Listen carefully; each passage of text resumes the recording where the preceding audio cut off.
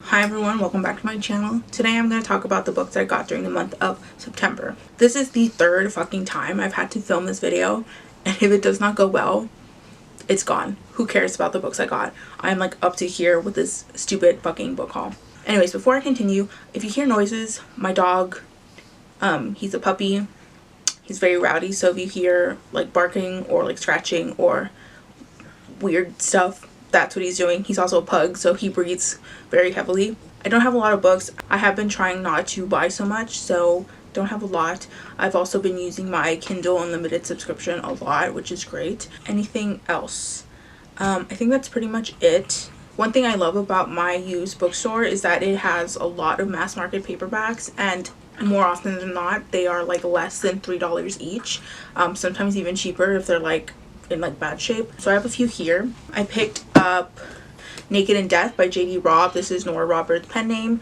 I don't know much about this series. I know that it's a really long series, but Mara from Books Like Whoa, who's one of my favorite booktubers, she talks about Nora Roberts in general a lot. I believe we follow a detective.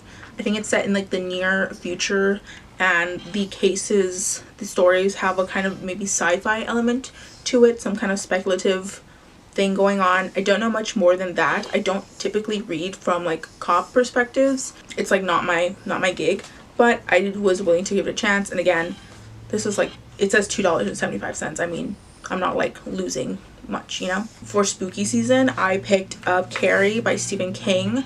I've been wanting to read Stephen King for a hot minute now, and I have a few books on my shelves from him, but I haven't started anywhere. I don't really know where to begin. And for any other author, if they have a huge backlog, I typically just read the earlier works, so I think that's just kind of what I'm gonna do with him. Carrie's a pretty iconic story. I think we all know about the girl who like kills a bunch of people at prom, so yeah.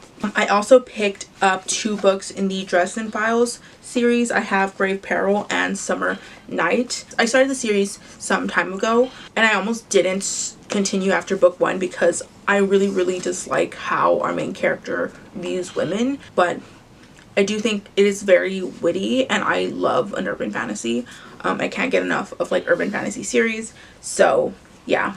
The series follows a wizard detective in Chicago, and he solves crimes that are of a more supernatural kind. So this one I picked up, again, it was incredibly cheap at my Goodwill. This was also less than $3. This is Crazy Rich Asians by Kwan. I loved the film, and I just wanted more context. I think the book goes into more of the characters as opposed to like the main characters from the film. Another author that has a huge backlog of books is Jennifer L. Armentrout. This is the bind up of the Luck series. I assume that's what it's called. I have Obsidian and Onyx. I think these are the first two books in this series.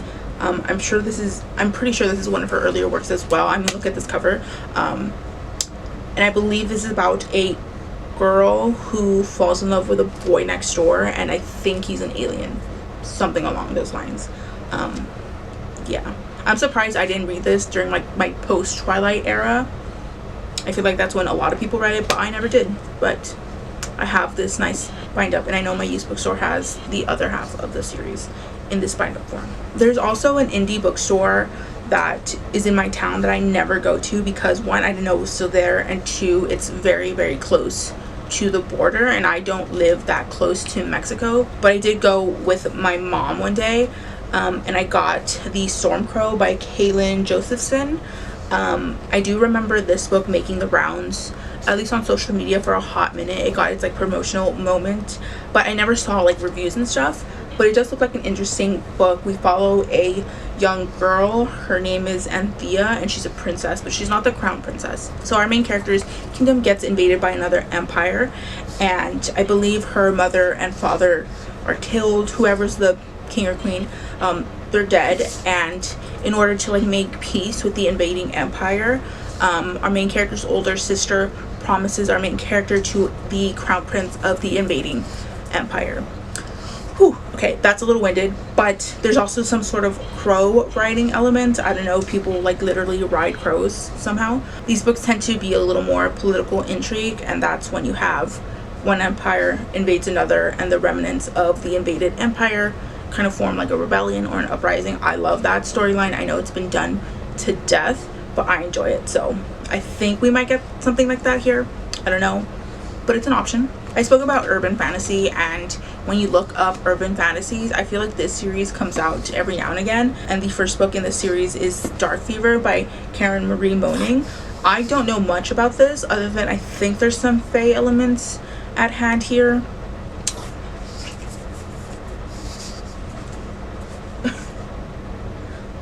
So in this book we follow our main character, Michaela, I believe is her name, and she's a pretty normal woman with a normal life, but then her sister goes missing or is killed, and our main character has like some sort of clue or clues as to what happened to her sister, and it leads her down this journey. And again, fae are involved. I assuming based on the cover that there's going to be some sexual content. I don't know, but I wanted to give her a shot. I've really been enjoying YA mysteries. There's something about YA mysteries lately that hit differently than adult. I don't know exactly what it is, but they just read differently, and I feel like the way their approach is very different from your typical mysteries that adults or that are more geared to adults. So I picked up Little Monsters by Kara Thomas. In this book we follow a young girl who moves to a new town, and pretty quickly in this new town she gets accepted by a group of friends. I'm not sure if they're like the most popular girls in school, but she's invited to like hang out with this clique of girls, and at some point these girls, from my understanding, ghost her and stop talking to her, and then during the night of some party, one of her new friends slash no longer friends, I don't know, goes missing.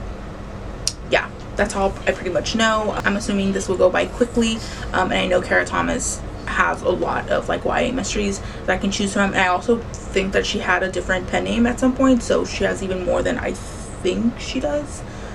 But if I like this author's work, I have more to read from, which is great. I'm almost done. Like I said, I don't have too much here. The last two books are my book of the month picks. I don't usually buy from book of the month. I canceled my subscription a long time ago, just for like money purposes, but I did get some free credits. I don't know how, whatever. So I picked up two books. The first is Velvet Was the Night by SIlvia Moreno Garcia. I love her Mexican Gothic novel. I adored it so much. One of my favorite books of the year. This book, however, is a crime noir story, I believe. In this book we follow a secretary who her neighbor goes missing, and I think her neighbor is supposed to be this like femme fatale beautiful woman, and our main character kind of like gets involved with her disappearance somehow. I don't really know how, but yeah, you don't really have to convince me to pick up a SIlvia Moreno Garcia book. I will do it, and this cover is like my favorite cover of this book haul. There's something so simple about it that I love, and I know we don't like people on the cover, but somehow whoever designed this cover really hit it out of the park. I love this aesthetic so much. And the next book is a book that's been getting a lot of hype, so I don't think I have to talk about it too much, and that is The Love Hypothesis by Hazelwood.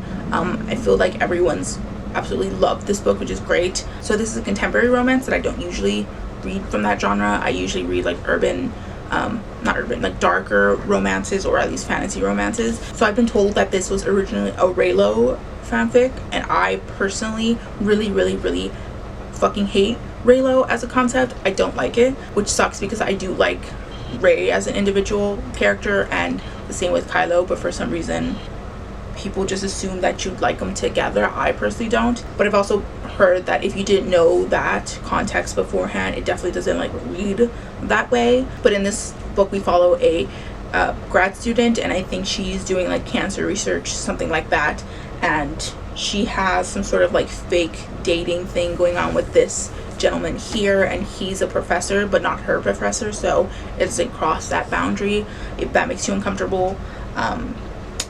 And I think it's like a grumpy sunshine relationship as well, if I understood what has been told to me. I can't wait to read this. I've been in my romance era, so yeah. And that's it. Those are all the books I got during the month of September. Please let me know if you've read any of these, if you've enjoyed them or disliked them, or if you've just heard about them and now you want to read them, whatever. I'd like to hear anything you have to say in the comments down below. I'll link my socials down below, as well as some far more important links. Feel free to like, comment, or subscribe, or like do neither. It's all cool with me. Thank you so much for watching, and I will see you in the next one. Peace out.